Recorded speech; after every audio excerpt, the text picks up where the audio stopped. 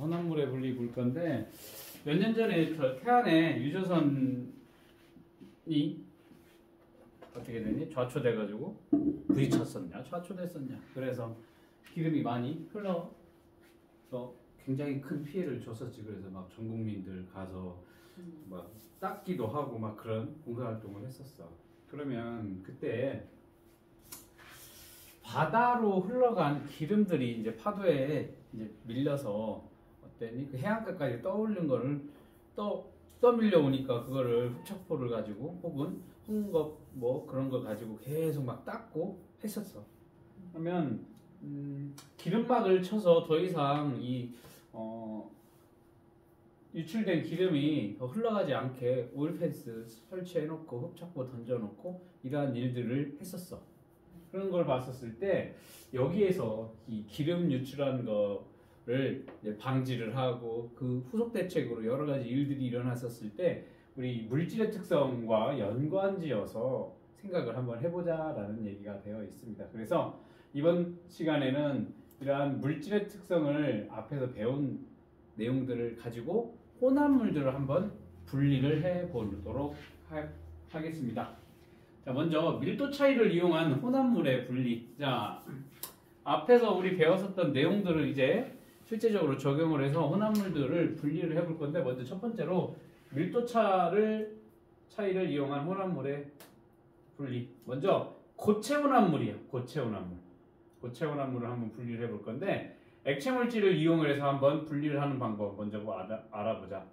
자, 밀도가 다른 그 고체. 자, 고체와 고체가 있는데 얘네는 밀도가 조금 달라. 그리고 얘는 그 두 물질을 녹이지 않는 액체에다가 넣고서 이 밀도차를 이용을 해서 분리를 할 수가 있다라는 겁니다.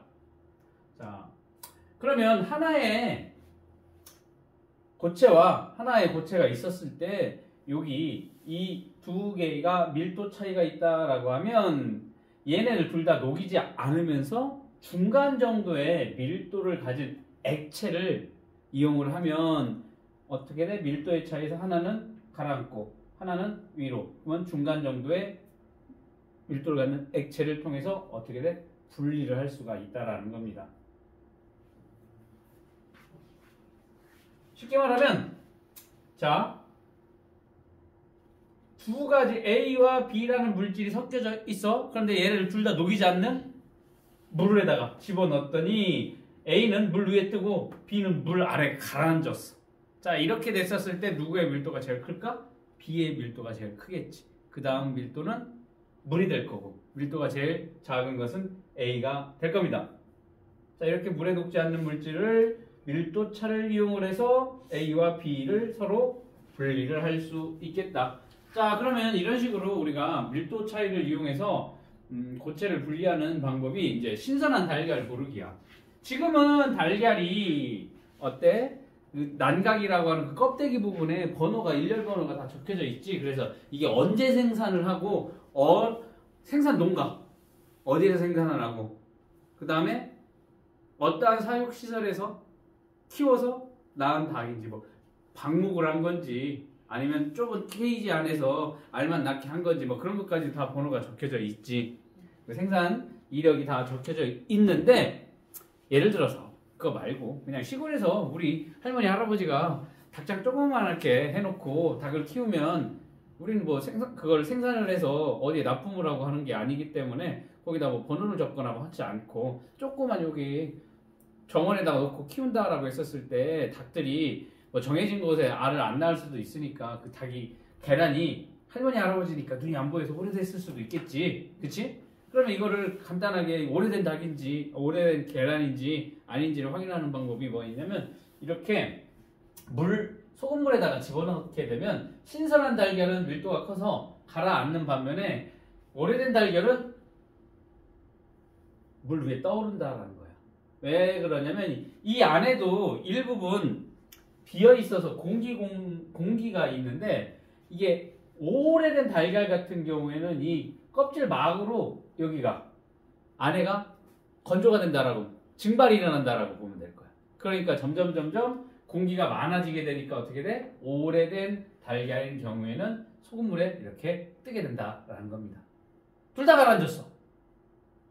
그러면 소금물 양을 더 늘려서 농도를 더 높이면 이렇게 차이가 날 수 있겠다.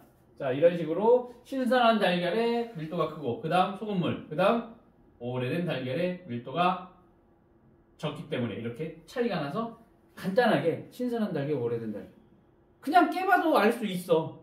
그냥 깨봐도. 근데 오래된 달걀일수록 이제 노른자가 막 퍼지고 그 찔렀었을 때 신선한 달걀은 노른자를 그 젓가락으로 찔러도 어느 정도 형태를 유지를 하는데 오래된 달걀은 그렇지가 않거든. 그런데 달걀 후라이를 하나가 아니고 두 개를 하려고 탁 하고 떠트렸는데 썩었어. 그런 경우는 원래 하나 더 있었던 것까지 버려야 되니까 이렇게 간단하게 이렇게 밀도차를 이용해서 신선한 달걀을 고를 수도 있겠다. 그 다음 우리가 벽시라고 하는 것들 우리가 쌀을 우리가 먹는 건 쌀이잖아. 쌀 하얀색 쌀로 되어 있지. 그거보다 조금 현미 같은 경우는 껍질을 덜 벗긴 게 현미야. 그러면 겉껍질은 노란색으로 되어 있어. 그 껍질을 벗긴 게 우리가 먹는 백미, 현미라고 보면 될 거야. 현미는 살짝 깎은 거, 백미는 많이 깎아낸 거. 그러니까 우리가 먹는 건 보통 현미밥 안 먹고 백미밥 먹잖아. 쌀밥 보면 되게 부드럽고 맛있는데 현미 같은 경우는 껍질이 어느 정도 있는 거니까 되게 꺼끌꺼끌하고 안 좋지. 식감이. 뭐 그런 거 생각을 하면 될 거야. 그런데 원래 쌀알은 겉에 겉껍질이 노란색으로 되어 있어. 그게 그 벽실을 갖다가 우리가 깎아서 먹는 건데 그거를 봄에 지금 한 4월쯤 5월쯤 그 벽실을 논에다가 싹을 틔워서 그 싹 틔운 모를 갖다가 논에다 심는 거거든. 그러면 이 벽시가 좋은 벽시인지 안 좋은 벽시인지를 구분을 하려고 하면 보통 수천알 수만알 이만큼을 할 텐데 그걸 일일이 하나씩 손으로 다 만져볼 수가 없으니까 소금물에다 그걸 갖다 집어 던지는 거야. 그러면 얘네들이 쭉정이 같이 속이 비어있는 것들은 밀도가 작으니까 물 위에 뜰 거고 알이 잘 찬 좋은 벽시들은 어떻게 돼? 밑에 가라앉게 될 거야. 그렇게 해서 위에 거 이렇게 쓱 건져내서 쭉정이는 버리면 되고 이 좋은 속이 꽉 찬 벽시는 뭐야? 파종을 해서 뭐 만들어서 이제 심으면 되는 거지. 이런 식으로 좋은 벽시를 고르는데 밀도차를 이용을 한다. 그래서 밀도는 누가? 바닥에 가라앉은 속이 찬 벽시. 그 다음 밀도가 작은 건 소금물. 밀도가 제일 작은 건 쭉정이라고 보면 되겠습니다. 그 다음 그 밑에 뭐가 되어 있냐면 플라스틱 조각이야. 플라스틱. 에탄올에다가 여러 가지 플라스틱 조각을 넣고 물을 약간 넣으면 밀도가 작은 플라스틱이 떠오르는데 이것을 떼어서 떠내서 분리를 할 수가 있다라는 거야. 그러니까 쉽게 말하면 그거야. 야, 내가 아주 조그만 그 레고들 멋지게 조립을 해서 이렇게 상자에다 넣어놨는데 그 아주 악마의 견이라고 하는 비글이 그걸 자근자근 다 씹어놨네. 다 풀어놓고 스티로폼 박스랑 그 조그만 레고가 막 다 뒤섞여 있는 상황이라고 보면 하나하나 떼기가 힘들지. 그럼 어떻게 돼? 같이 저기다 집어넣으면 에탄올에다가 집어넣으면 밀도가 작은 스타이폼 조각들은 다 위에 뜨니까 건져내면 될 거고 밑에 레고는 가라앉을 테니까 이런 식으로 플라스틱을 분리하는데 밀도차를 이용을 할 수도 있고 그 다음 사금 채취라고 하는 것들 있지. 사금이 뭐야? 모래에 섞여있는 금 알갱이들이야. 그래서 우리나라에도 한 6군데 정도 사금을 채취할 수 있는 곳이 있다라고 선생님도 들어본 적이 있는데 여기 가까운데 뭐 충북 어디에 있대. 충북이니까 가깝지. 그쪽 가면은 모래에 뭐가 있어? 그 금 알갱이들이 같이 섞여 있어. 흙 안에. 그러면 그걸 어떻게 돼? 삽으로 퍼서 이만한 원형으로 된 아니면 물이 흘러갈 수 있는 그런 곳에 같이 집어넣고 물에다 넣고 살살살살 이렇게 흔들고 하면 물에다 넣고 살살 흔들면 물살에 그 가벼운 모래 흙은 씻겨 내려가고 밀도가 큰 금은 밑에다 가라앉게 되지. 그러면 나중에 그것만 취하면 되겠지. 힘들다고 하더라고. 하루 종일 막 2-3시간씩 이거 쪼그리고 이렇게 해야 되는데 뭐 우리나라는 그렇게 금이 많이 나오지는 않으니까 진짜 작은 양 몇만 원 정도 하루 종일 해야 뭐 그 정도라고 하는데 이렇게 사금이 섞여 있는 모래를 흔들게 되면 밀도가 큰 사금은 가라앉고 밀도가 작은 모래는 어떻게 흘려내려가 물에 씻겨 내려가게 돼서 이렇게 밀도차를 이용을 해서 물질을 혼합물을 분리를 할 수가 있습니다. 요게 이제 액체 물질을 이용해서 분리를 하는 방법도 있고 바람을 이용한 분리 방법도 있습니다. 자, 이게 뭐 있냐면 자, 여기 보면 밀도가 작은 고체하고 밀도가 큰 고체 물질이 섞여 있게 되면 이게 키야, 키에 이제 곡식을 우리가 예를 들면 깨를 털었다고 합시다. 깨가 열려져 있는 그 줄기들을 쭉 모아서 말렸다가 이런 커다란 포장 같은 거 놓고서 막 때려, 도리깨로 때리든 뭐 막 조그만 부치깽이 같은 막대기로 때리든 막 때려가지고 깨 알갱이들을 다 빼내. 그리고 가지는 버리고 이제 밑에 보면은 이제 막 때렸으니까 거기에 건불이라든지 같은 기타 다른 가지의 조각들, 잎의 조각들 말려져 있는 게 깨랑 같이 섞여 있어. 그러면 걔네를 바람 선풍기 놓고서 이렇게 떨어뜨려도 되고 아니면 이런 식으로 키에다 놓고서 이렇게 까부른다고 하지. 던졌다가 놔뒀다 하면 비교적 밀도가 작은 건불 혹은 그 다음에 쭉정이들, 건부럭이나 쭉정이들은 날아가게 해요. 이 키 안에는 밀도가 큰 곡식이 남게 돼서 이를 쉽게 분리를 할 수가 있고 선풍기 틀어놓고 이렇게 떨어뜨려도 저기 가벼운 쭉정이나 아니면 건부럭이 같은 건 다 날아가게 될 거고 밑에는 좀 속이 찬 그런 곡식들이 분리할 수 있어. 이렇게 바람을 이용해서 하는 방법도 있겠고 그 다음에 망이 있어. 망. 알갱이 크기 차이를 위해서 이런 체라고 하는 것들이 있지. 체에다 놓고서 걸러주면 어떻게 되겠어? 큰 애들은 그 체보다 큰 애들은 위에 남을 거고 체보다 작은 애들은 밑에 걸러지게 되겠지. 뭐 이런 식으로 알갱이 크기 차이를 이용해서 분리를 할 수 있습니다. 자, 이렇게 고체 혼합물을 분리하는 방법들이 있겠고 그 다음에 나오는 게 이번에는 서로 섞이지 않는 액체 혼합물의 분리야. 자, 여기 보면 서로 섞이지 않는 액체야. 서로 섞이는 액체도 있을 거야. 에탄올이랑 쉽게 말하면 물이랑 우유 같은 경우에는 섞이지. 그런데 기름하고 물 같은 경우는 서로 일시적으로는 막 흔들면 섞이겠지만 나중에 이렇게 층이 분리가 되지. 그런 식으로 서로 섞이지 않는 액체 혼합물의 분리를 어떻게 하느냐라는데 여기 분별 깔때기를 이용해서 분리를 할 수가 있습니다. 지금 이렇게 생긴 게 분별 깔때기가 되겠습니다. 여기 꼭지가 있어서 꼭지를 닫았다 열었다 하면 여기 통과를 할 수 있고 막을 수 있고 위에 뚜껑이 있는 이러한 형태의 깔때기를 우리가 분별 깔때기라고 합니다. 이 분별 깔때기를 이용하면 밀도가 서로 다르고 섞이지 않는 두 액체 혼합물을 분별 깔때기에다 넣고 분리를 할 수가 있습니다. 자, 그러면 섞이지 않으니까 넣어놔. 부어놓고 기다려. 그럼 어떻게 되겠어? 밀도가 큰 애는 밑에 가라앉을 거고 밀도가 작은 애는 위에 뜨겠지. 그러면 두 개의 층으로 나뉘게 되면 이때 처음에는 막에 이렇게 뚜껑을 닫아놓겠지. 넣어놓고 이렇게 분리가 일어날 동안 뭐 증발이 일어난다거나 혹은 불순물들이나 먼지가 들어가는 걸 막아놓기 위해서 이렇게 닫아놓고 꼭지를 닫아놓은 상태, 이렇게 되어 있는 상태로 한참 기다리면 층 분리가 일어나게 될 거야. 밀도 차이에서. 그런 상태에서 마개를 열은 상태에서 밑에 꼭지를 이렇게 열면 밑에 부분 밀도가 큰 액체가 밑으로 이렇게 내려오겠지. 맞니? 이런 식으로 해서 밑에 밀도가 큰 애를 먼저 닫아내고 이게 그러면 두 개의 층이 점점 내려오겠지? 두 개로 나눠진 층이 내려오다 여기까지 오면 멈춰! 그리고 밑에를 빼고 새로운 비커를 갖다 놓고 두 개 같이 겹쳐져 있는 거. 두 개가 이렇게 있을 거잖아. 밀도가 큰 애랑 밀도가 작은 애는. 이렇게 해서 새로운 거에 받아내. 섞인 것들은 받아내고 다시 닫고 위에 밀도가 작은 애들은 이렇게 따라서 어떻게 하면 돼?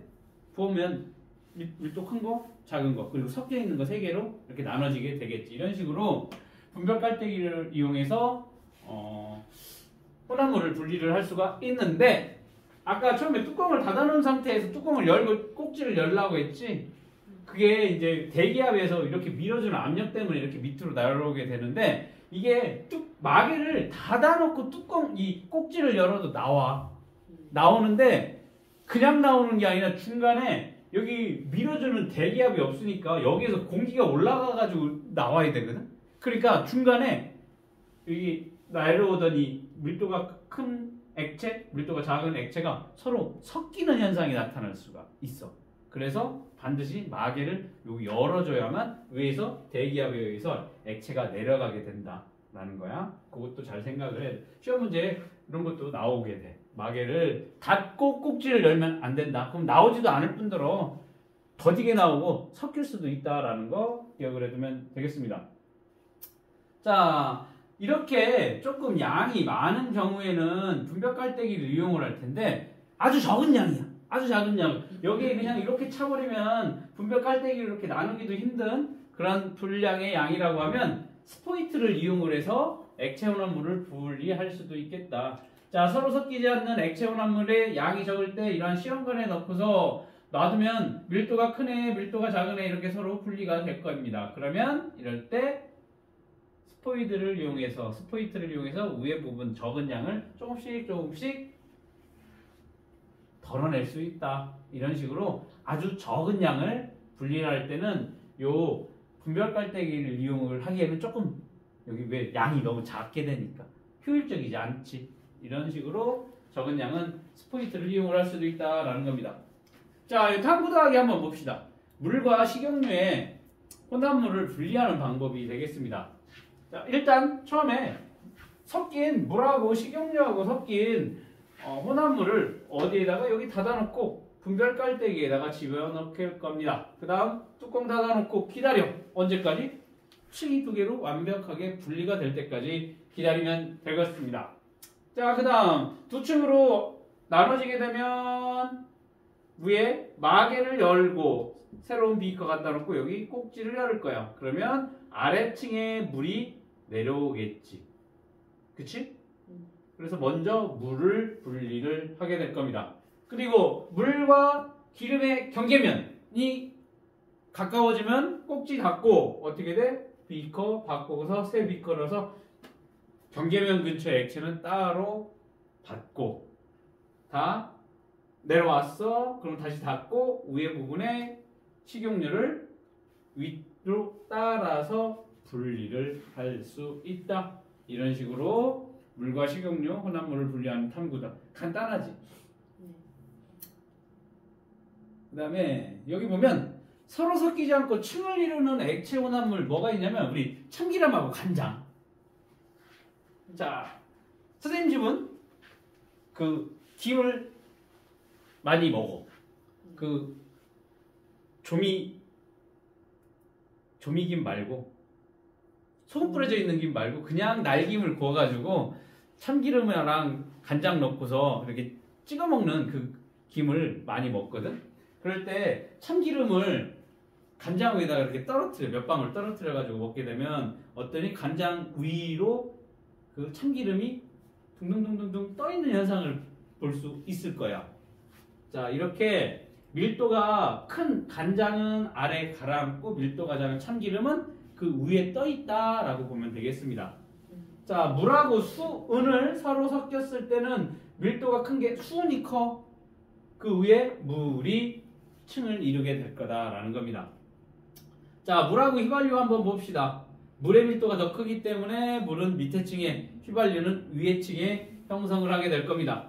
자, 그 다음에 이제 시험에 많이 나오는 게 물하고 사용화탄소야. 근데 우리가 실제적인 일상적인 생활이나 뭐 실험을 한다라고 했을 때 사용화탄소를 볼 일이 거의 없지. 염화탄소니까 사염화탄소.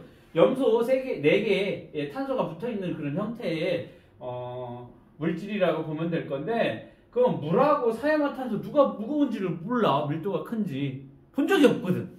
그러면 기억하기 쉽게 여기는 4가 들어갔지. 숫자 4. 물은 우리가 H2O라고 하면 2 들어갔지.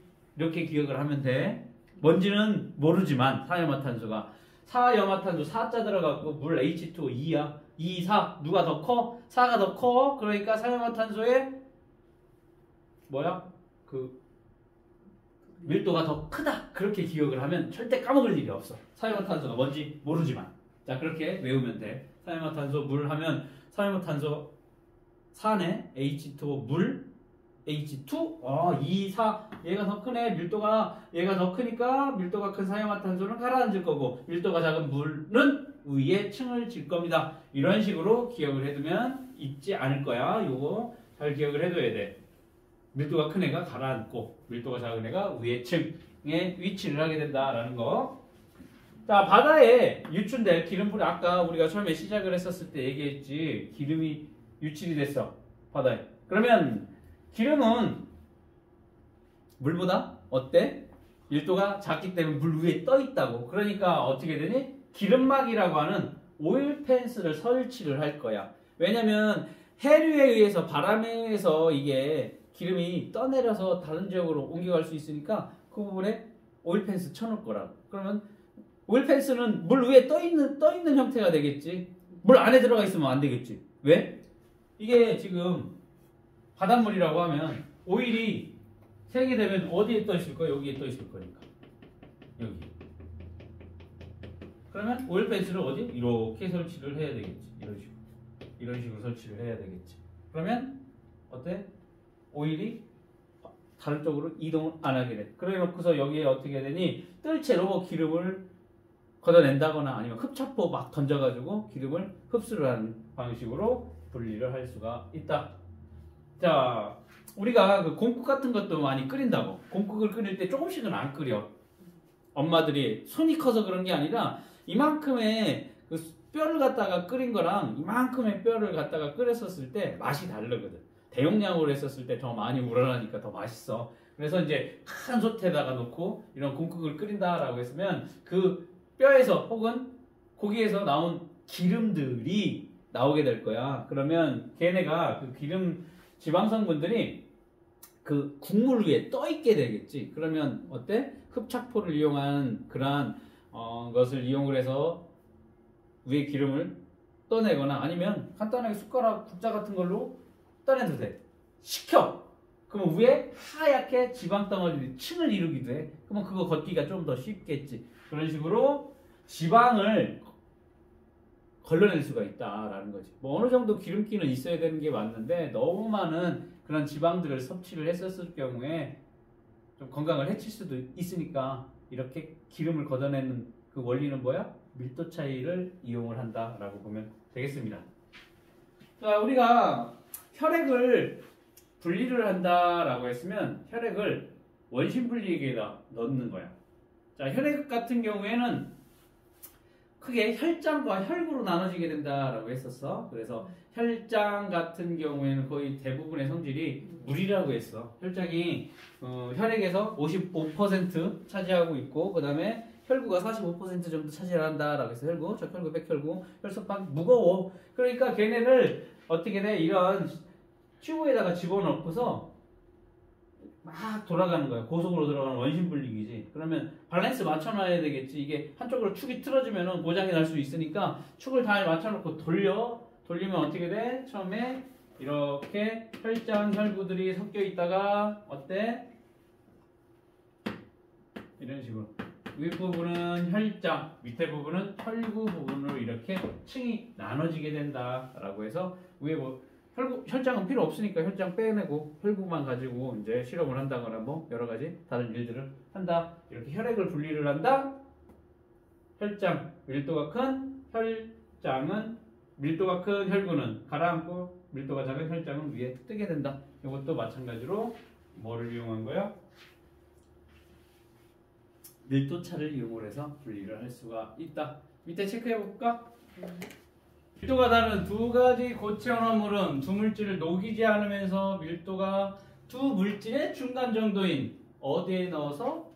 액체에 넣어서 밀도가 큰 물질은 가라앉고 밀도가 작은 물질은 액체 위로 떠오르게 하여 분리한다.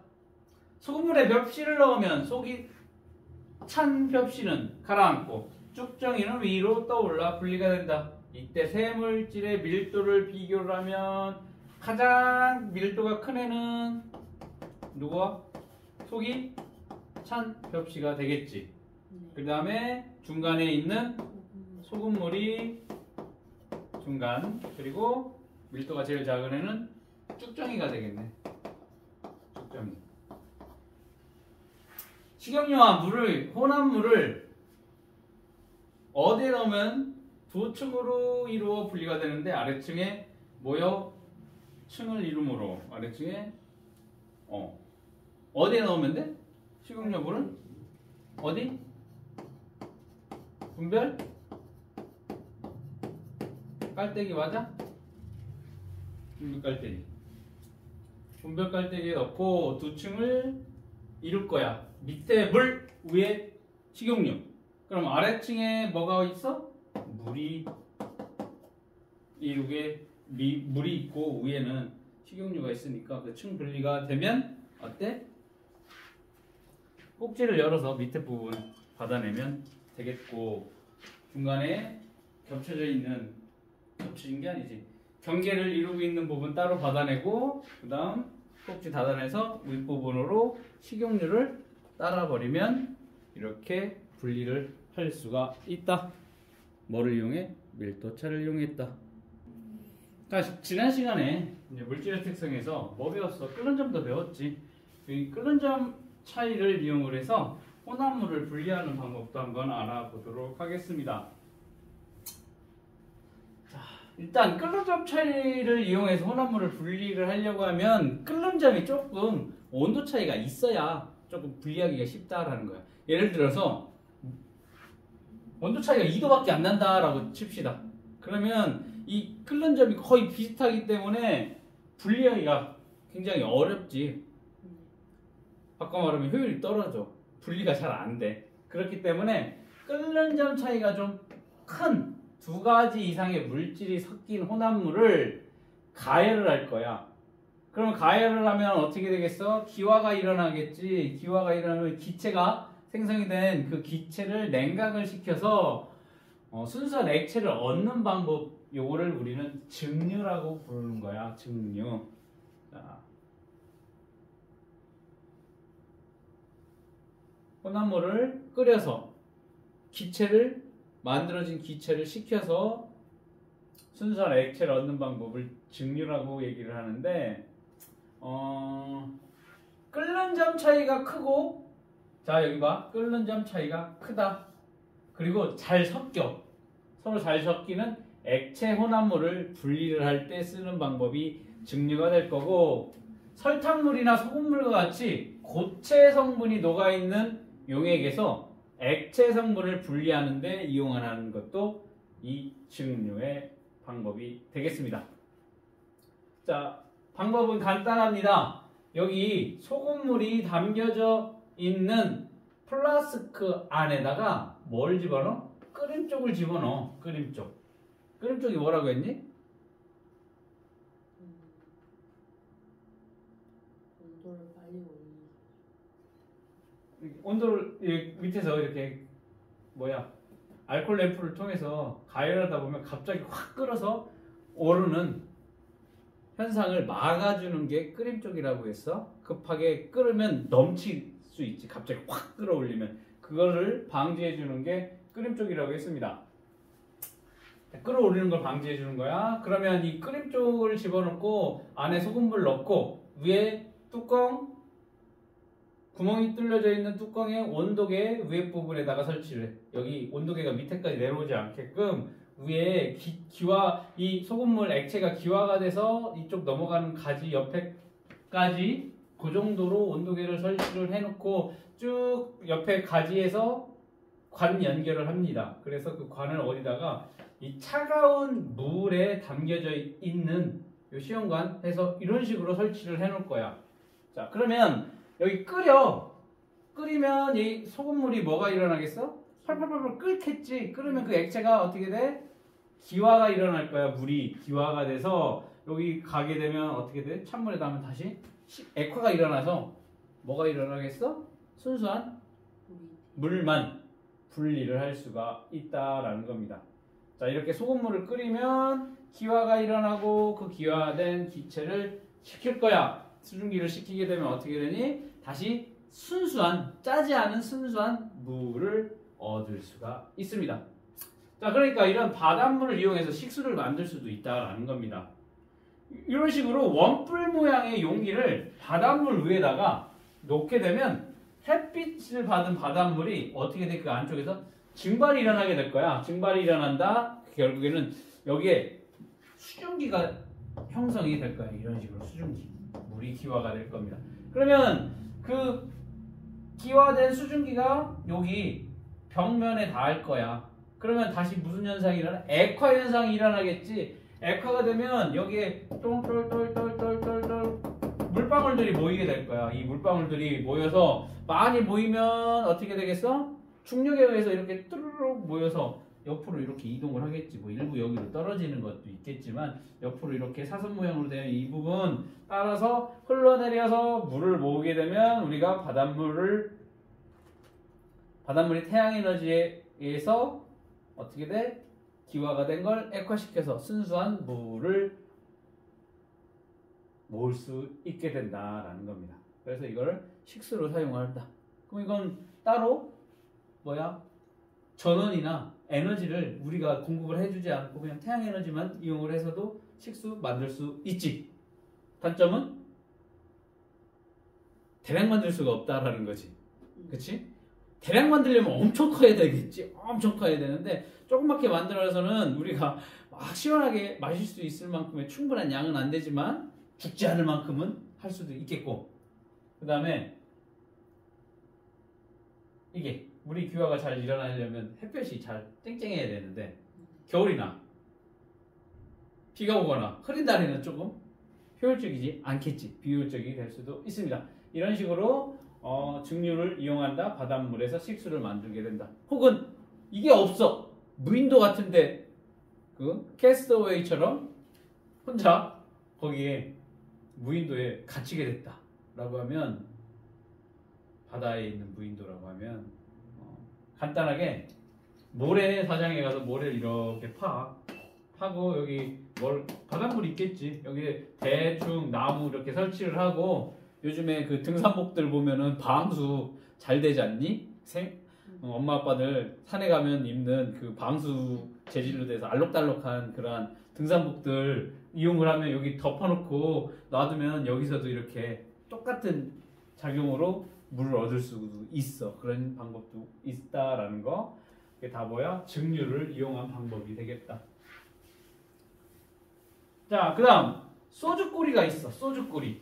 소주 만드는 전통 방식으로 소주를 만드는 방법인데, 여기 탁주라고 하는 게 뭐냐면, 여기 항아리 이렇게 놓은 거야. 항아리 하나를 이렇게 놓고 여기 항아리가 이렇게 있지. 여기다가 탁주를 집어넣는 거야. 쉽게 말하면 막걸리 같은 거야. 막걸리. 곡물을 발효시켜 만든 술 탁주, 막걸리를 집어넣어놨어. 그래 놓고서 위에 똑같이 생긴 뭐를 놔? 여기 뚫려 있어. 뚫려 있는 이런 항아리를 또 놔. 좁은 항아리끼리 서로 모아놓고 여기다가 큰 대야 놓고 찬물 넣는 거야. 그리고 여기는 공기가 통하지 않게끔 밀가루 반죽 같은 걸 이렇게 놓고 밑에서 뭘 하는 거야? 이제 그 탁주를 끓이는 거야. 자, 이렇게 끓이게 되면 여기 탁주가 어떻게 되겠어? 끓기 시작하겠지. 그러면 이 탁주 안에는 뭐가 있냐면 에탄올도 섞여 있고 물도 섞여 있을 거라고. 그치? 그럼 에탄올은 78도씨에서 끓어. 물은 100도씨에서 끓어. 그러니까 먼저 에탄올이 기화가 일어나게 될 거야. 자, 그러면 에탄올이 기화가 됩니다. 그럼 어떻게 되겠어? 자, 에탄올들이 기화가 돼서 이쪽으로 쭉 에탄올들이 기화된 그 기체들이 이 찬물에 닿게 되면 어떻게 되니? 여기 액화가 되겠지. 액화된 것들이 이쪽으로 모이게 될 겁니다. 그게 이제 우리가 전통 방식으로 만드는 소주가 될 거야. 그러니까 많은 양을 할 수가 없겠지. 왜? 여기 액화되는 양이 적기 때문에 비싸지. 이런 것들. 자, 기화가 일어나 액화가 일어나. 그걸 모은 게 전통 소주가 되겠다. 자, 이렇게 증류를 이용을 해서 전통 소주를 만드는 요거를 이제 우리가 소주꼬리라고 얘기를 해. 소주꼬리. 이거는 일상적인 생활을 하는 데 있어서 보기 힘들지. 선생님도 한 번도 본 적이 없어. 박물관에나 가야 아니면 술 만드는 회사나 가야 이렇게 전시를 해놓은 거나 보지 실제적으로는 선생님도 본 적이 없다라는 겁니다. 자, 이게 이제 증류의 방법이 될 거고, 자, 여기에는 뭐가 있냐면 분별 증류가 또 나오게 돼. 증류긴 증류인데 여기 분별 증류라고 증류와 살짝 다르게 나눠놨네. 증류. 자, 위에 보면 다시, 자, 증류 한번 다시 봅시다. 증류의 정의. 끓는 점 차이가 큰 두 가지 이상의 물질이 섞인 혼합물을 가열할 때 나오는 기체를 냉각시켜 순수한 액체를 얻는 방법이라고 했어. 자, 여기 끓는 점 차이가 큰 두 가지 물질이라고 했어. 이게 증류라고 보면 될 거고, 분별 증류라고 얘기를 하는 것은 물과 에탄올처럼 혼합물의 끓는 점 차이가 크지 않은 애들을 액체 혼합물을 순수한 액체로 분리하기 위해서 증류 과정을 여러 번 반복을 해야 돼. 자, 정의 봅시다. 서로 잘 섞이는 두 가지 이상의 액체 혼합물을 가열해서 성분 물질의 끓는 점 차이를 이용해서 각 성분 물질을 분리해내는 방법. 똑같네, 위에랑? 그런데 여기는 뭐 어때? 끓는 점 차이가 크냐? 적으냐? 뭐 그 차이라고 보면 되겠습니다. 여기서는 뭐 끓는 점 차이가 클 때, 자, 여기도 봅시다. 끓는 점이 낮은 물질이 먼저 끓어 나오겠지. 막 온도가 막 올라가고 있어. 끓여. 지금 같이 뭐라고 에탄올이 있으면 밑에서 가열을 하면 10도, 20도, 30도, 40도, 50도 이렇게 먼저 올라가게 될 거야. 그 물하고 에탄올이 섞여져 있는 혼합물이. 그럴 때 누가 먼저 끓었겠어? 끓는 점이 낮은 물질이 먼저 끓기 시작하겠지. 섞여 있겠지만 그렇게 에탄올이 먼저 끓기 때문에 에탄올이 먼저 기화가 될 거야. 그러면 어떻게 되겠어? 에탄올이 먼저 기체로 기화가 돼. 그러면 가지 달린 시험관에 그 부분으로 뭐가 나오겠어? 에탄올 기체가 먼저 냉각기로 통과를 하게 될 거야. 그러다가 다시 액화가 되면 순도가 높은 에탄올을 얻게 된다라는 게 분별 증류 장치를 이용을 하게 된다라는 겁니다. 그리고 순도 얘기도 나왔네. 순도 여기 뭐라고 했어 여기? 아까 순도 얘기가 나왔었는데.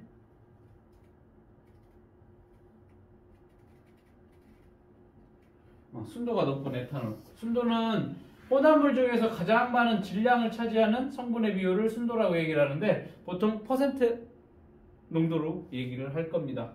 99% 에탄올, 순도 99%다라고 하면 100g의 에탄올이 90g 들어가고 물이 1%인 혼합물이 된다라는 겁니다.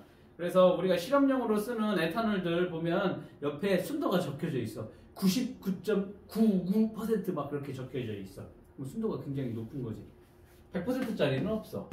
100% 완벽하게 100%짜리 에탄올은 없는데 순도 높은 건 막 99.9%, 98%, 97% 막 이래. 얘는 비싸. 많이 비싸. 얘는 가격이 좀 이거보단 저렴하다라고 보면 될 겁니다. 자, 이렇게 성분의 비율을 이제 우리는 순도라고 얘기를 하는 겁니다. 순도가 높다. 그러면 성분 비율이 많다라는 겁니다. 자, 분별 증류를 이용을 하는 요 에탄올과 물을 분리하는 분별 증류 장치가 되겠습니다.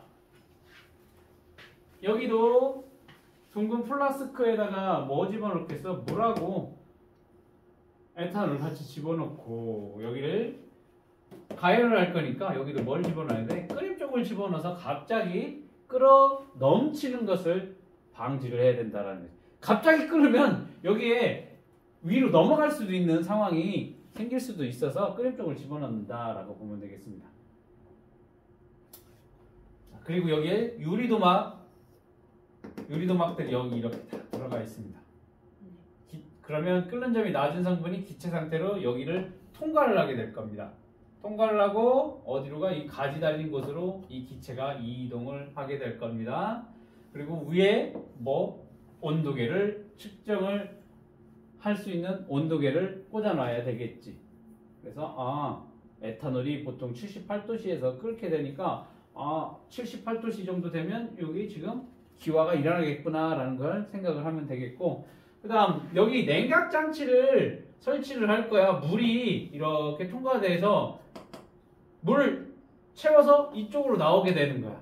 자, 요거 잘 봐야 돼. 물을 밑에서 넣어서 지금 냉각 장치가 사선으로 되어 있으니까 물이 들어가는 방향, 나오는 방향이 있을 거라고. 그러면 예를 들어서 물을 여기서 집어넣는다고 생각을 해봅시다. 물을 위에서부터 집어넣으면 여기 안에 관이 통과를 하고 관 바깥의 부분에 물이 냉각을 시켜주는 수냉 장치인데, 그렇게 되면 여기에 물을 위에서부터 밑으로 나오게 한다라고 하면 그 안에 있는 큰 여기 냉각 장치 안에 요 기체가 이 안으로 이동을 한다라고 하면 물을 이렇게 떨어뜨려주면 얘를 효과적으로 다 냉각을 시킬 수가 없을 거야. 밑에서부터 이렇게 집어넣게 된다. 밑에서부터 집어넣게 되면 물이 이렇게 차겠지. 차서 바깥으로 이렇게 완벽하게 다 차서 나가는 방식이 되겠지. 위에서 떨어뜨리면 여기 일부분만 다 하니까 냉각 효과가 떨어진다고. 그래서 물이 들어가는 방향은 이 밑에 방향이 되겠고 나오는 방향은 위에서 나오게 돼. 밑에서 이렇게 착 채워서 냉각을 시켜서 나온다라는 거. 요 방향도 잘 생각을 해야 돼. 그치? 그게 효율적이겠지. 맞지?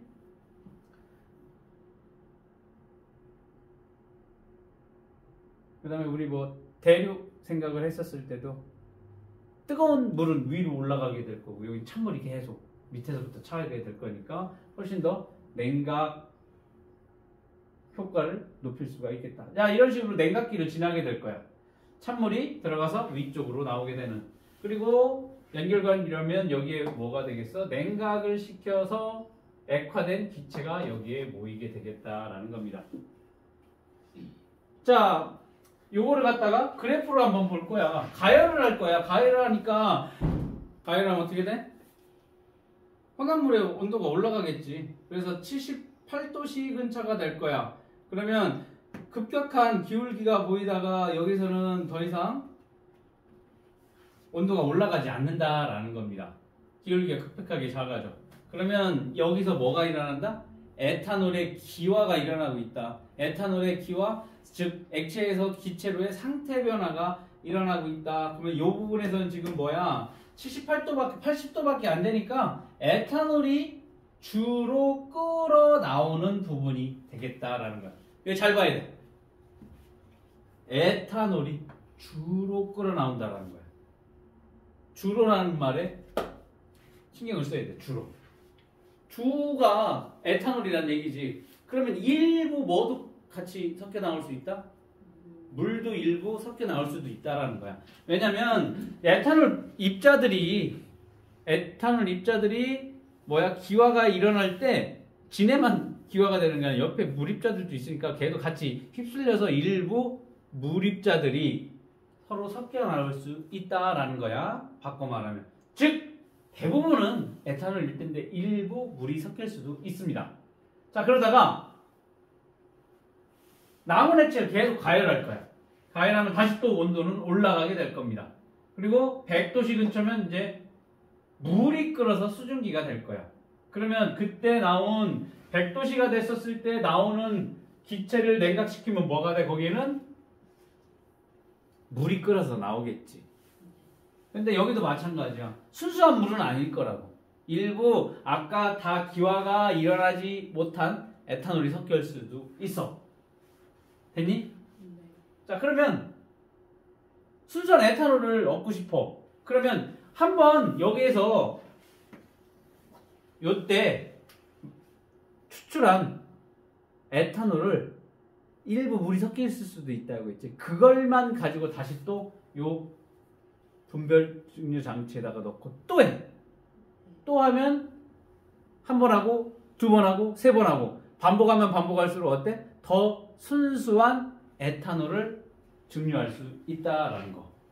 그럼 이런 분별 증류를 우리가 어디에 이용을 하냐면 원유를 분리를 한다거나 액체 공기를 분리하는 데 사용을 할 수가 있습니다.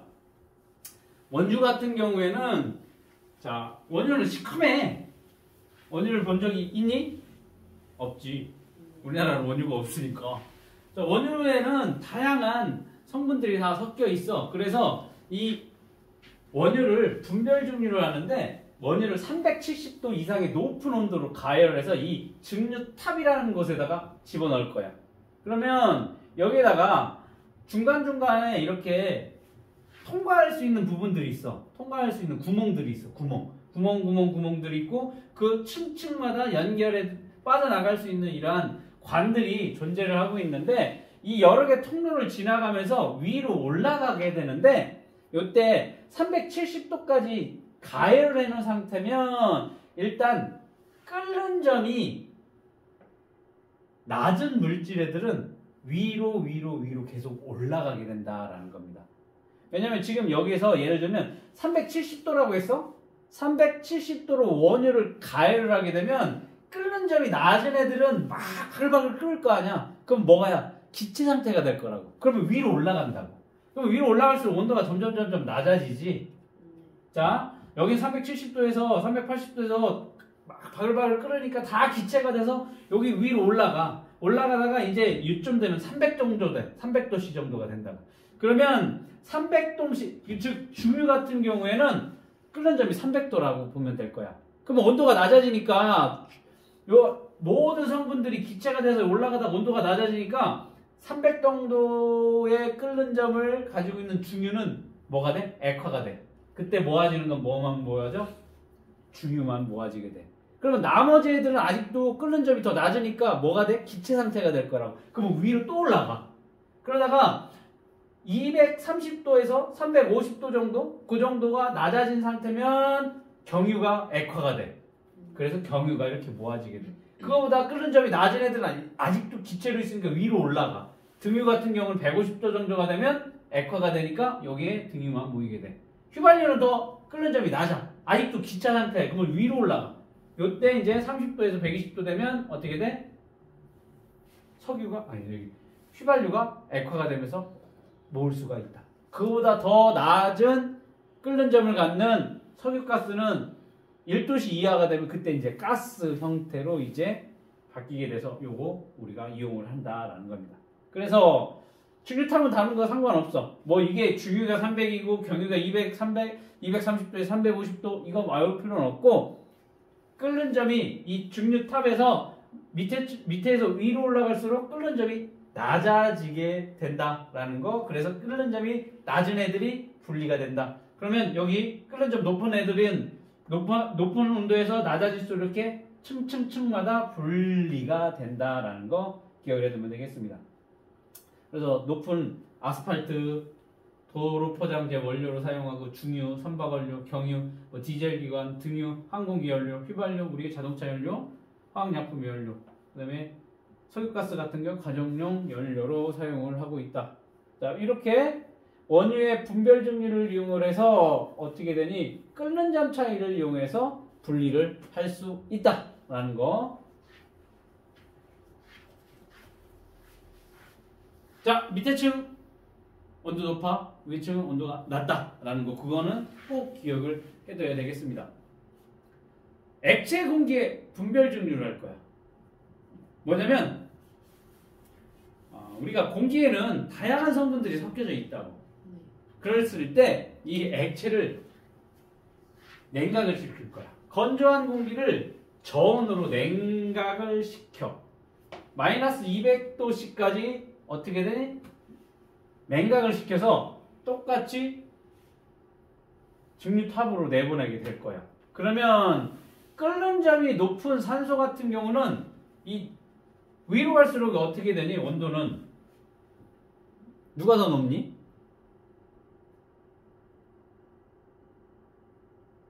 마이너스 180도가 높을까? 마이너스 190, 200도가 높을까? 마이너스니까 반대로 생각을 해야 되겠지. 얘가 더 온도가 높다고. 그치? 끓는 점이 높은 애들이 여기에서 마이너스 200도까지 공기들을 뭉쳐져 있는 것들 여러 성분들을 어떻게 냉각을 시켜서 이 안으로 집어넣으면 끓는 점이 높은 애들은 산소는 여기에서 분리가 될 거야. 끓는 점이 낮은 애들은 위로 계속 올라가게 돼. 아직도 여기 층이 안 나눠지고. 그러면 아르곤 같은 경우는 마이너스 186도씨에서 이렇게 분리가 될 거고, 그 다음에 끓는 점이 가장 낮은 질소 같은 경우는 이 증류탑 위쪽에서 거기까지 올라가게 돼. 올라가서 그쪽에서 쭉 분리를 하는 식으로 액체 질소를 얻게 된다. 액체 질소 얼마나 돼? 마이너스 끓는 점이 마이너스 200도야. 그럼 상온에 놓으면 그냥 부글부글 끓고 있어. 거기다 손 집어넣으면 어떻게 되겠어? 손도 같이 바로 얼어버리는 그런 상황이 나올 수 있겠다. 자, 이런 식으로 액체 공기의 분별 증류를 이용하는데도 뭐를 이용한다? 끓는 점 차이를 이용을 하게 된다. 여기는 조금 쉬울 거야. 온도가 우리가 생각하는 건 위로 올라갈수록 이제 높다 이렇게 생각을 하면 될 건데, 자, 위로 올라갈수록 온도는 낮아지게 되니까 이게 이제 플러스 쪽이니까 괜찮은데, 여기 액체 공기의 분별 증류 같은 경우는 이제 마이너스로 하다 보니까 이제 숫자가 반대로 생각을 해야 된다. 마이너스 183도, 마이너스 200도 누가? 얘가 숫자가 200이지만 마이너스이기 때문에 수직선으로 놓으면 0, 1, 0, 마이너스 1, 마이너스 2, 마이너스 2 하면 마이너스 180도, 마이너스 200도 누가 더 높은 거야? 마이너스 183도가 더 높다. 여기 높은 애가 밑에, 끓는 점이 낮은 애가 위에. 그렇게 생각을 하면 되겠습니다. 끓는 점이니? 맞아? 자, 끓는 점 차이가 큰 두 가지 이상의 물질이 섞여 있는 혼합물을 가열할 때 나오는 기체를 냉각시켜 순수한 액체를 얻는 방법을 우린 뭐라고 해? 증류라고 얘기를 한다. 그 다음, 서로 잘 섞이는 두 가지 이상의 액체 혼합물 가열하여 성분 물질의 뭐를 이용해서? 그렇지. 끓는 점 차이를 이용하여 각 성분의 물질을 분리하는 방법을 분별 증류라고 한다.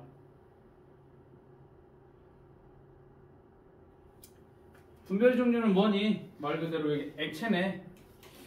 그치?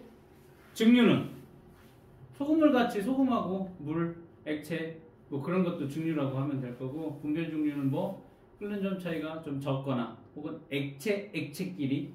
됐니? 그리고 여기 아까 이거 하나 설명 안 했네. 소금물의 가열 곡선 한번 봅시다. 자, 우리가 일반적으로 물을 끓이게 되면 온도가 이렇게 올라가다 100도씨가 되면 어떻게 되냐면 온도가 더 이상 안 올라가. 100도씨에서. 왜? 그때 상태 변화가 이게 될 거니까 그때 가열한 열 에너지가 다 상태 변화하는데 사용을 하니까 물은 100도씨에 끓기 시작하면서 계속 시간이 지나서 100도씨야. 그런데 반해서 소금물은 끓기 시작하는 온도가 물보다는 조금 높아. 뭐 한 102도나 되겠네. 102도. 102도 정도. 소금물이 끓기 시작하면 물이 기화를 하겠지. 그러면 계속 어떻게 돼? 물은 증발하게 되니까 물 양은 줄어들 거고 소금의 양은 똑같아질 거니까 어떻게 되겠어? 소금의 농도가 점점 증가하겠지. 그렇게 되면 농도가 짙어져. 그렇게 되니까 끓는 점은 어떻게 돼? 점점 올라가는 현상이 나타나게 된다는 거야. 그러면 자, 여기에 이제 물이 있는 것 같아. 이게 순수한 물인지 아니면 혼합물인지 몰라. 찍어 먹어보면 알겠지만 찍어 먹을 수 있어. 미지의 물인데 여기에 수은이 죽으라고 누가 볶음물 타놓을 수도 있는 거 아니야. 그렇지. 그럴 때 이게 순수한 물인지 아닌지 알아보는 방법, 뭐 냄새를 맡아보고 색깔을 보고 막 그렇게 맛을 보는 것도 있겠지만 위험하니까 어떻게든 끓여봐. 끓는 점이 점점 올라간다. 100도씨에서 계속 머물러 있는 게 아니라 계속 끓는 점이 올라가고 올라간다. 그러면 뭔가가 섞여져 있는 혼합물이다라는 것도 알 수가 있다라는 겁니다. 됐니? 자, 이번에 용해도 차이를 이용한 혼합물의 분리. 자, 용해도도 우리가 배웠었지. 물질의 고유한 특성이라고 했습니다. 이런 용해도 차이를 이용해서 혼합물을 분리하는 방법이 거름이 있습니다. 자, 고체 혼합물이 있어. 자, 이런 식으로 고체 혼합물을 구성하는 성분 물질 중에서 어떤 용매에 잘 녹는 성분과 잘 녹지 않는 성분. 자, 어떠한 용매에 잘 녹는 성분 그리고 잘 녹지 않는 성분이 섞인 경우 혼합물을 용매에다 녹일 거야. 그러면 하나는 녹겠지. 하나는 잘 녹는다고 했으니까. 그리고 거름 장치로 걸르게 될 거야. 그러면 용매에 잘 녹지 않는 성분은 어떻게 되겠어? 거름증 의외에 걸러지겠지. 그리고 밑으로 빠져나온 거름 용액은 증발시켜서 고체를 얻을 수가 있다. 이게 이제 거름이 되겠는데 용해도 차이를 이용한 거야.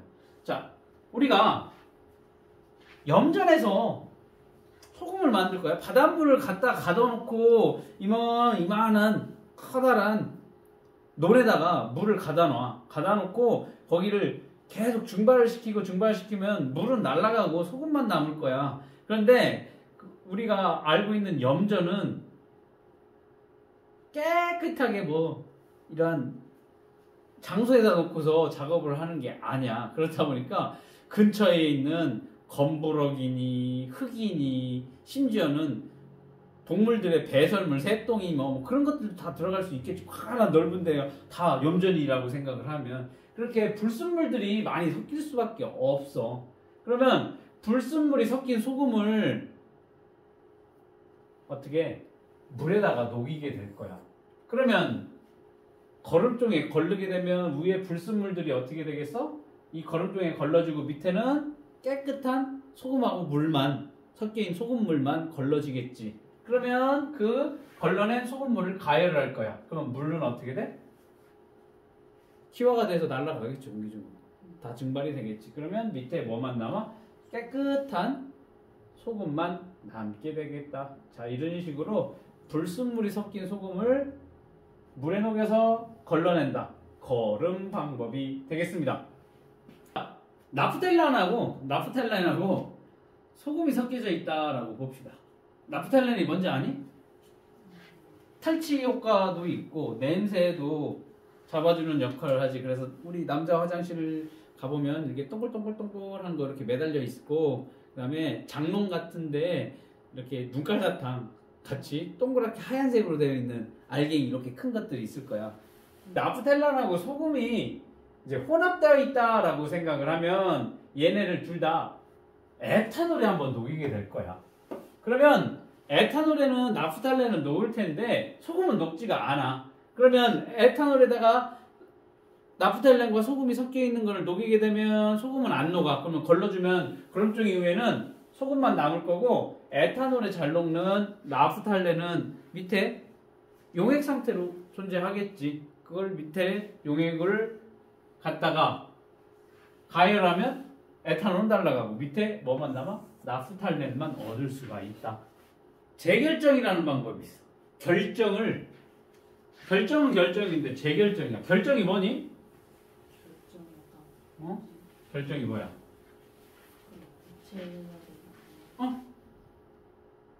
고체화 되는 거지. 지난 시간에 우리 용해도 차이에 의해서 석출이 된다라고 했는 게 이제 결정이라고 보면 되겠지. 그치? 결정. 자, 불순물이 포함된 고체 물질을 높은 온도의 용매에 녹여. 녹겠지. 과포화 상태가 된다라는 거지. 과포화 상태. 그러다가 서서히 냉각을 하면 과포화된 상태만큼 어떻게 되겠어? 결정으로 석출이 된다라고 했지. 자, 이렇게 순수한 결정, 높은 온도의 용매에 녹인 다음에 서서히 냉각해서 순수한 결정을 얻는 방법을 우린 재결정이라고 얘기를 한다. 즉, 온도에 따른 용해도 차이에 의해서 용해도 차이가 큰 고체만 결정으로 석출이 된다라는 겁니다. 요거 이제 문제에 나올 수도 있는 전형적인 용해도 곡선이잖니? 용해도와 지금 세로축의 용해도 그리고 가로축의 온도를 나타내게 되는데, 질산칼륨 같은 경우에는 지금 보면 어떠니? 기울기가 굉장히 가파르지. 그에 반해서 염화나트륨은 밋밋해. 기울기가 거의 없다라고 보면 질산칼륨의 용해도는 크고 염화나트륨의 용해도는 작다라는 것을 알 수가 있습니다. 자, 이제 5g의 염화나트륨, 100g의 질산칼륨이 섞인 혼합물이라고 볼 거야. 그럼 뭐가 뭔지 모른다고. 육안으로 봐. 그러면 얘네를 둘이 섞여져 있는 혼합물을 60도씨 이상에서 서로 다 녹여보자는 거야, 둘 다. 그러면 60도씨에서 염화나트륨의 용해도는 40 정도 된다고, 40g 정도. 그러면 염화나트륨 5g이 집어넣어 있으니까 일단 다 녹은 상태가 될 거야. 60도씨에서도. 자, 질산칼륨 봅시다. 60도씨에서 최대한 녹을 수 있는 게 110g 정도니까 여기 처음에 섞인 100g의 질산칼륨 다 녹은 상태가 될 거야. 자, 60도씨에 물에다가 모두 녹이면 일단 5g의 염화나트륨도 녹을 거고 100g의 질산칼륨도 다 녹은 상태가 될 겁니다. 얘를 서서히 냉각을 시킬 거야. 냉각을 시켜서 어디까지? 자, 20도까지 냉각을 시켜보도록 하겠습니다. 20도까지 냉각을 시키게 되면 염화나트륨은 여전히 40g 정도, 20도씨에서도 40g 정도 용해도를 가져. 20도씨에도 40g이 녹아져 있어. 그럼 처음에 아까 5g 녹아져 있다라고 했으니까 여전히 녹아져 있는 형태가 될 거야. 그치? 야, 그에 반해서 여기 질산칼륨 같은 경우에는 110이었어. 용해도가 60도씨. 그러면 20도로 냉각을 시키면 얘도 거의 비슷하게 40g 정도밖에 못 녹아. 그러면 처음에 100g 있었다라고 했고 여기 20도씨에는 40g밖에 못 녹으니까 그만큼 차이 60g이 뭘로? 결정으로 석출이 되겠다라는 겁니다. 지금 정확한 수치는 여기 31.6, 36이니까 일단 선생님이 40으로 했어. 됐어? 그러면 염화나트륨은 여전히 20도로 냉각을 시켜도 40g 녹아 있으니까 그냥 용해된 상태로 될 거야. 그렇지만 질산칼륨은 이렇게 용해도 차이가 나기 때문에 그만큼의 차이 60g은 어떻게 되겠어? 질산칼륨 결정으로 석출이 되게 된다라는 겁니다. 됐니? 여기 이제 재결정이야. 뭐를 이용한 거야? 용해도 차이, 온도에 따른 용해도 차이를 이용을 해서 결정을 만들게 된다라는 겁니다. 됐어? 이게 재결정이 될 거고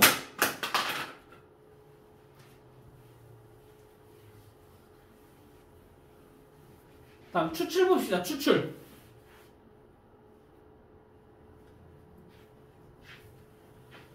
추출이라고 하는 것은 혼합물이 있어. 그 중에서 특정한 한 성분만을 녹일 수 있는 용매를 사용할 거야. 그래서 그 물질을 분리하는 방법을 추출이라고 한다. 자, 선생님이 커피 되게 좋아하거든. 그래서 커피를 하루에 한 잔 정도 이상은 마시고 있어. 커피 중독이지. 안 마시면 머리가 아파. 금단 현상이 오더라고. 커피를 한 3일, 4일인가 안 마셨더니 머리가 너무 깨지듯이 아프더라고. 그래서 이상하다.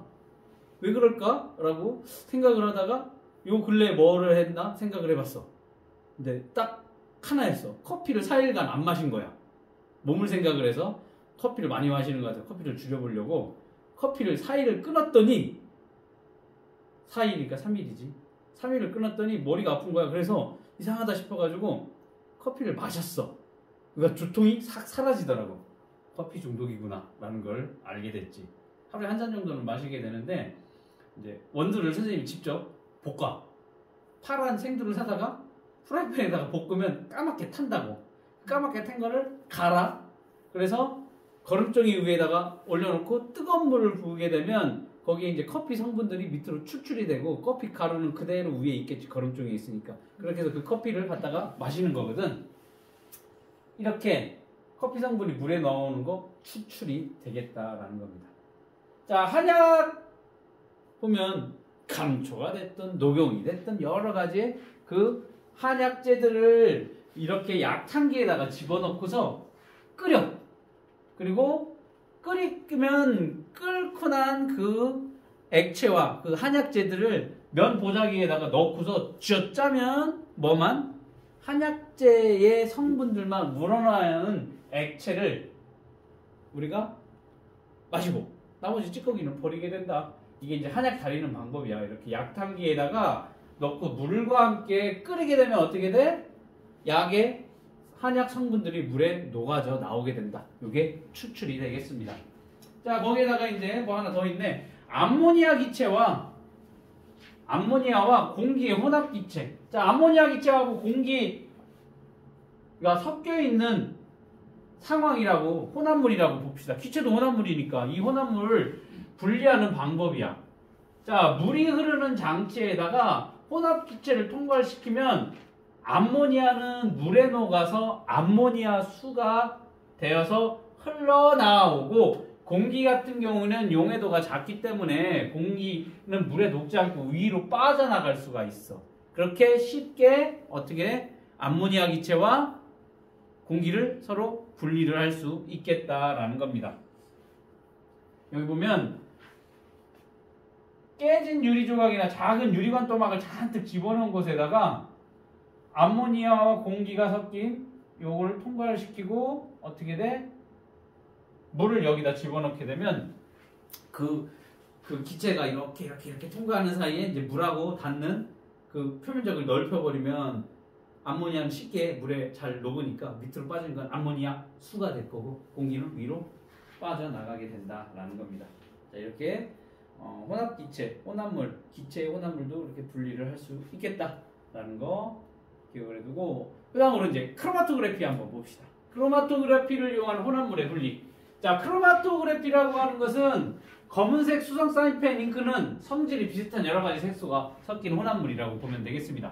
자, 우리가 알고 있는 검은색은 검은색 하나로 이루어져 있는 게 아니야. 여러 가지 색소들이 섞여 있다라고 생각을 하면, 이 색소를 분리를 하고 싶어. 뭘 이용하면 돼? 크로마토그래피를 이용을 하면 될 겁니다.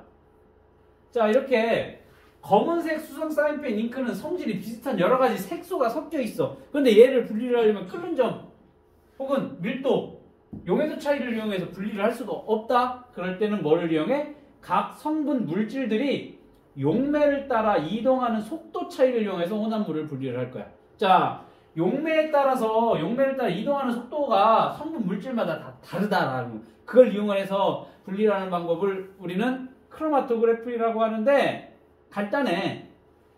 쉽게 말하면 이런 종이를 어떠한 용매에 이렇게 담궈놨어. 그러면 이렇게 담궈놓으면 여기에 용매가 물이라고 합시다. 물을 거름종이 얇게 잘라놓은 거를 담궈놓게 되면 이렇게 젖겠지. 그러면 어떻게 되겠어? 이쪽으로 물이 점점 이동을 하겠지. 그러면 중간에 여기다가 수성 사인펜을 딱 찍어놓는 거야. 그러면 물이 이쪽으로 전개가 될 거야. 그러면 이 물이 이동하는 걸 따라서 여기 찍힌 성분들이 분리가 될 건데, 여기 찍힌 성분이 한 가지가 아니라 여러 가지라고 하면 이동하는 속도가 다르다고. 그러면서 여기에 있는 성분들이 점점 분리가 된다. 이게 이제 크로마토그래피라고 보면 될 거야. 자, 거름종이 혹은 분필을 이용해도 돼. 분필에다가 혼합물에 점을 찍어. 자, 쉽게 말하면 분필에 혼합물 이런 수성 사인펜을 해도 되고, 색소 분리하고 싶어. 그럼 시금치를 막 갈아가지고 그 시금치 물 있지, 파란색 물을 이쑤시개 같은 걸로 이런 곳에 찍어. 하나 찍고 말리고, 한 번 찍어서 말리고, 한 번 찍어서 말려. 이렇게 여러 번 조금씩 찍어서 말린 상태에서 용매에다가 담궈 놓게 된다라는 겁니다. 그렇게 되면 용매를 이렇게 흡수시키면 여기 섞인 여러 혼합물 성분들이 용매가 이렇게 이동을 하면서 올라갈 거야. 그런데 각 성분들, 여러 가지 성분이라고 하면 성분이 다르니까 속도가 다 달라. 그 얘기는 이동하는 높이가 달라지게 된다. 각 성분으로 분리가 된다. 자, 크로마토그래피 장치 간단해. 이러한 시험관에다가 밑에 용매 담가놓고 거름종에다 색소점 쭉 찍어놓고 위에다가 설치하고 포르크 닫으면 될 거야. 그리고 주의할 점, 이걸 갖다가 거름종이를 담글 거지. 그러면 거름종이에 이렇게 찍힌 색소점이 여기에 있으면 될까? 그럼 여기에 용매 그냥 휘뚤어져 버릴 거니까 어떻게 돼? 이 색소점이 시료를 찍은 점이 잠기면 안 돼. 왜? 용매가 이렇게 이동돼야 되니까. 여기에 찍으면 여기에 흐트러져 버리니까. 알겠니? 자, 이거 잘 생각을 해서 용매가 증발이 될 걸 억제하기 위해서 어떻게 해야 되니? 코르크마개를 다다르게 되면 이쪽으로 용매가 이동을 하게 될 거야. 그 용매를 따라서 각 성분들이 위로 이동을 하게 될 거야. 그런데 용매의 이 각 성분들이 녹는 정도에 따라서 혹은 성분의 이동 속도에 따라 서로 분리가 될 거야. 그렇게 되니까 이동 속도가 빠른 성분들 혹은 작은 애들은 많이 이동을 할 거고 이동 속도가 느리거나 큰 애들은 천천히 이동을 해서 이렇게 분리가 일어나게 된다. 이게 뭐야? 크로마토그래피라는 거야. 간단하지? 자, 그러면 크로마토그래피의 장점. 아까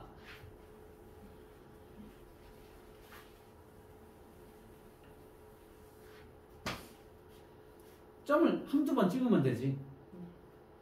매우 적은 양의 혼합물도 분리할 수 있다는 거야. 점 한 번 찍어도 된다라는 거야. 점 한 번 찍으면 이만큼이지. 아주 적은 양의 혼합물도 분리를 할 수 있다라는 장점.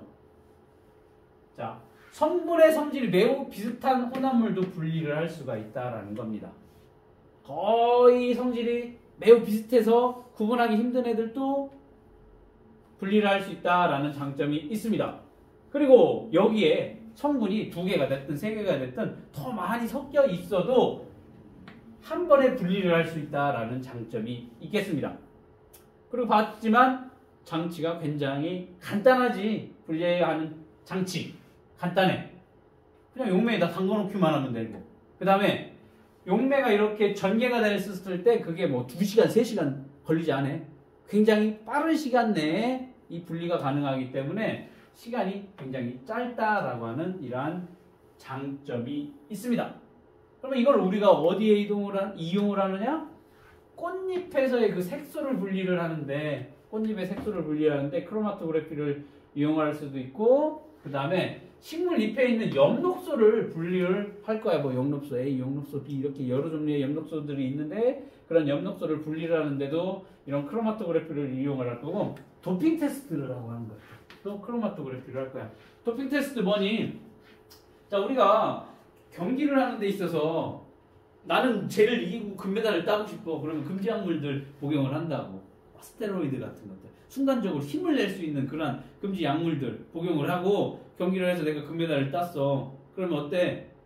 굉장히 비겁한 행동이 되겠지. 불법이 되겠지. 그럼 어떻게 돼? 그 사람 소변이나 혈액 채취를 해서 이런 크로마토그래피를 하면 어떻게 돼? 그 사람이 약물을 금지 약물을 복용했는지 안 했는지 검출을 할 수 있다라는 겁니다. 그러니까 매우 적은 양만 가지고서도 이 사람이 불법 행위를 했는지 안 했는지도 알 수 있겠다라는 겁니다. 그 다음 혈액이나 소변 성분을 분석할 때도 크로마토그래피를 이용을 한다. 뭐 도핑 테스트의 일환이 될 수도 있고 그 다음에 그 영화 같은 데 보면 이 사람이 마약을 했는지 안 했는지를 오줌 받아가지고 금방 확인할 수도 있고 혈액을 통해서도 알 수가 있다. 그 다음에 식품의 농약 검사 등에도 이용을 해. 자, 우리가 먹는 다양한 식료품들에 농약이 들어가 있다라고 보면 될 거야. 왜? 농약 없이는 작물을 키울 수가 없지. 왜? 병충 애들이 농작물을 공격을 하니까 걔네를 일일이 다 잡아낼 수도 없어. 벌레를 잡아낼 수도 없고 해충, 병에 걸리는 것도 방지를 해야 되니까 어때? 확 뿌려야 돼. 내가 먹을 거 아니니까 막 농약을 뿌린다고 생각을 해봐. 만약에 우리 단지 내에 저거 있지. 텃밭 있지. 텃밭 분양해가지고 텃밭 키울 수 있잖아. 너희 집 앞에도 이렇게 조금씩 있잖아. 거기에 내가 먹을 음식이라 상추라고 하면 거기다가 농약 뿌리겠어? 안 뿌리겠지. 조금 그거 좀 벌레 좀 먹으면 어때? 좀 덜 자라면 어때? 그냥 있는 거 그렇게 깨끗하게 먹으려고 하는데 농사 짓는 사람들은 그게 아니라고. 왜? 어떻게든지 생산성을 높이기 위해서 좋은 그걸 만들기 위해서 농약을 막 뿌리네. 그럼 내가 먹을 건데. 그러니까 어떻게 돼?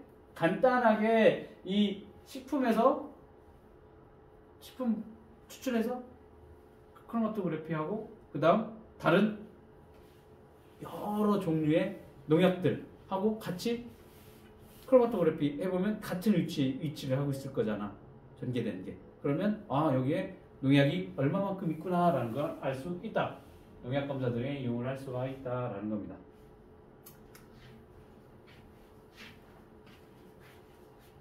자, 분석하는 방법 봅시다. 자, 혼합물을 구성하는 성분 물질의 수를 알고 싶다라면 크로마토그래피에서 분리되어 나타내는 물질의 수와 같거나 그 이상이다. 이거 무슨 얘기인지 알겠니? 수근아? 이거 한번 읽어보고 무슨 내용인지 선생님한테 얘기 좀 해줘.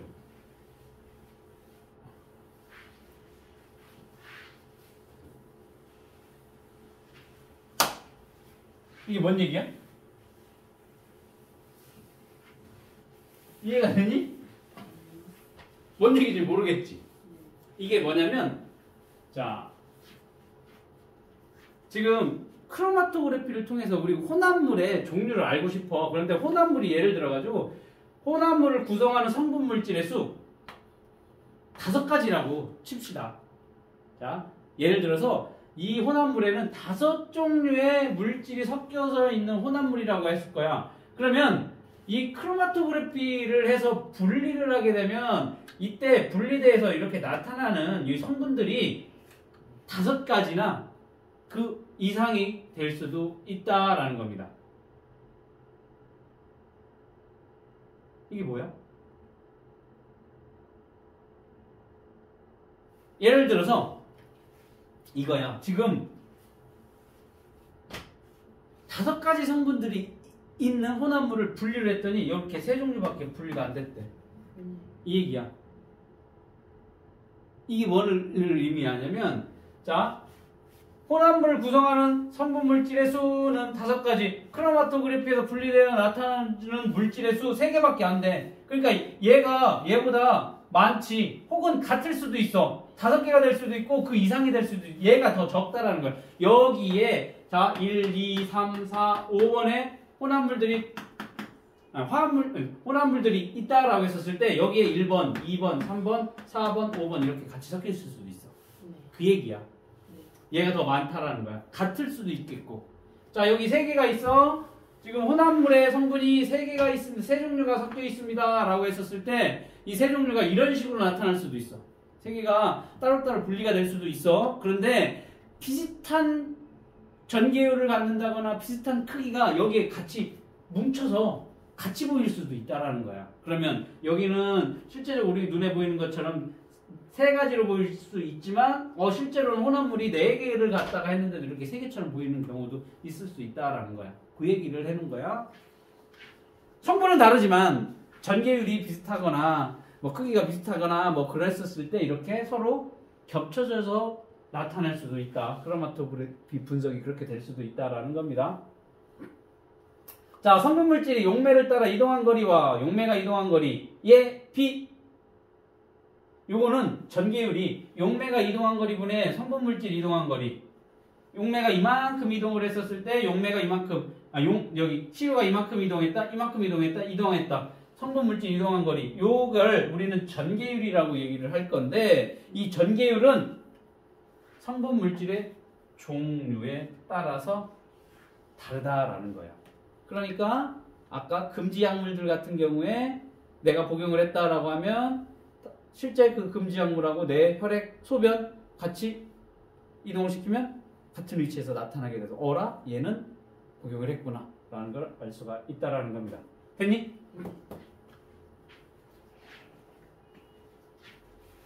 자, 여기 색소점을 찍어서 이쪽으로 이동을 하는 거기 때문에 여기에보다는 여기가 훨씬 더 많은 이동거리를 갖는다라는 거. 여기 조금 이동하고 여기 많이 이동을 했다라는 거. 그것도 기억을 해두면 될 거고.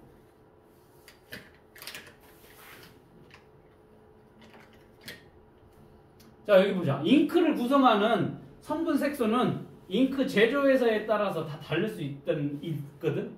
그건 고유한 영업 비밀이니까. 그런데 보통은 이렇게 돼 있어. 검은색 잉크라고 하는 것은 그냥 검은색 잉크가 아니라 보라색, 노란색, 하늘색의 색을 섞어놨다라고 보면 될 거고, 초록색은 노란색이랑 초록색이랑, 빨간색은 분홍색이랑 노란색의 색소들이 섞여져 있다. 그렇게 보면 될 거야. 그러니까 우리가 검은색의 사인펜을 갖다 찍었어. 그랬더니 어때? 검은색이 아니라 보라색, 노란색, 하늘색으로 색이 이렇게 분리가 되어서 나타난다라는 걸 알 수가 있다라는 겁니다. 자, 그리고 여기 예를 들어서 수성 사인펜을 갖다가 이렇게 분리를 시키고 싶어서 수성 사인펜을 찍었어. 그리고 전개를 시키는데 그 용매를 유기용매를 썼다라고 합시다. 그러면 유기용매에는 수성 사인펜이 녹아서 이동을 하지 않아. 네. 혹은 물에다가 찍을 때 유성 사인펜을 찍었어. 그러면 물이 이렇게 전개를 하더라도 유성 사인펜의 물질은 녹지 않아. 그러니까 이 찍은 혼합물의 성분이 녹을 수 있는 용매를 사용을 해야 된다라는 것도 기본적으로 알고 있어야 되겠습니다. 자, 여기 보니까 거름종이 넓은 거름종에다가 색별로 이렇게 찍어. 그 다음에 여기다가 점들이 물에 잠기지 않게 B까지 세워놓으면 0 이런 식으로 어떻게 돼? 용매가 이동하면서 잉크도 분리하는 과정을 관찰할 수가 있겠습니다. 잉크의 색깔에 따라 잉크를 구성하는 색소의 종류, 수가 다르다라는 걸 알 수가 있겠고, 전개된 색소에 이동하는 그런 것들을 관찰하게 되면 잉크에 포함된 최소 성분의 개수가 몇 개인지도 알 수 있겠다. 그래서 위조 서류를 구별하는 방법도 있대. 서류를 위조를 해서 사용된 펜이나 위조 서류 인쇄에 사용된 잉크의 성분이 이제 잉크 제조 회사마다 다 다르다라는 겁니다. 그러니까 이 모나미 제품과 다른 여기 파일럿에서 만든 이런 제품들, 제보라에서 만든 제품들은 원료 자체가 다르기 때문에 위조를 했었을 때 쉽게 알 수가 있다라는 겁니다. 그래서 인쇄물의 글씨를 긁어내서 용매에 녹인 다음에 크로마토그래피 하게 되면 색소 분석을 하면 위조 여부를 알아낼 수가 있다라는 거. 자료 더하기 봅시다. 만약에 그 볼펜 그것까지 알아내가지고 하면은 5만 원이요? 그렇겠지. 그것까지도 철저하게 준비를 하고 뭐 사인 필체도 뭐 하게 되면 아무래도 완벽한 위조가 될 수도 있겠지.